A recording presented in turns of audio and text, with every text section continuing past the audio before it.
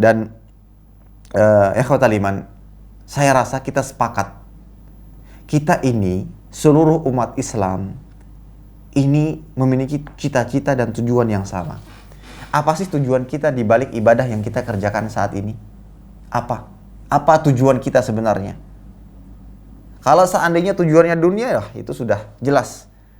Hati fitrah pasti mengingkarinya. Kalau seandainya tujuannya uang, di balik ibadah-ibadah yang dilakukan. Tapi kalau seandainya tujuannya akhirat, kita betul-betul tulus di balik ibadah yang kita kerjakan sampai saat ini, sampai detik ini, sholat kita, puasa kita, zikir kita, doa kita, sholawat kita, tujuan utamanya agar kita bisa menjadi salah satu penduduk surga. Kalau seandainya itu tujuan kita, maka ikhwatal iman, cukupkanlah dengan ibadah-ibadah yang jelas ada dalilnya. Cukupkanlah demikian.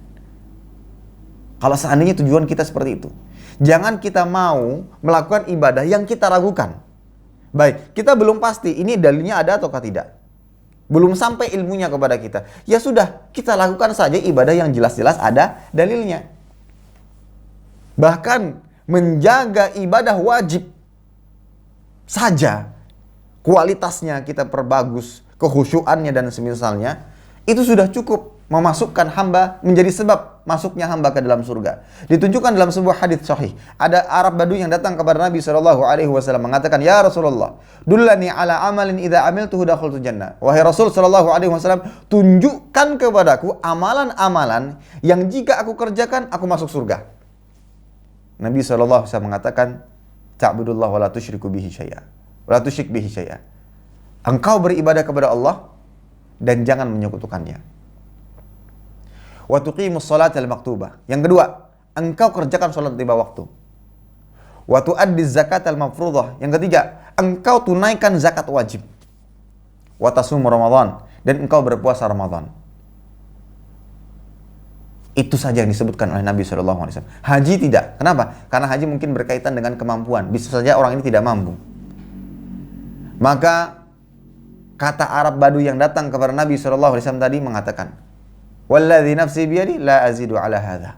Demi zat yang jiwaku berada di tangannya, aku tidak akan menambah-nambah ibadah lain melainkan yang telah disebutkan.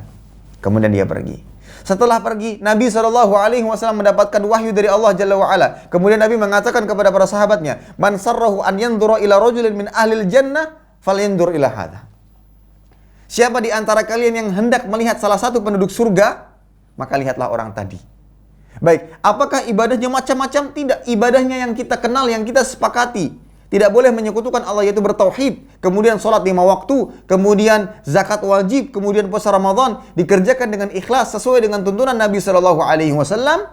Itu bisa menjadi sebab seorang hamba masuk ke dalam surga. Kalau seandainya tujuan kita sama semuanya, ingin masuk surga, menjadi penduduk surga bersama Nabi SAW di surga Firdaus, Allahumma amin, maka cukupkan dengan ibadah yang telah disyariatkan. Itu. Mari kembalikan kepada hati kita, hati kecil kita. Apa sih tujuan sebenarnya di balik ibadah ini? Apa tujuan kita sebenarnya? Kalau memang surga Allah Jalla wa'ala, maka kembali cukupkan diri kita dengan ibadah-ibadah yang telah disyariatkan oleh Allah Jalla wa'ala. Wallahu ta'ala alam bissawab. Terima kasih. Jazakumullah khairan wa barakallahu fikum. Video ini dibuat atas partisipasi dari donasi Anda. Semoga menjadi amal jariah bagi Anda semuanya.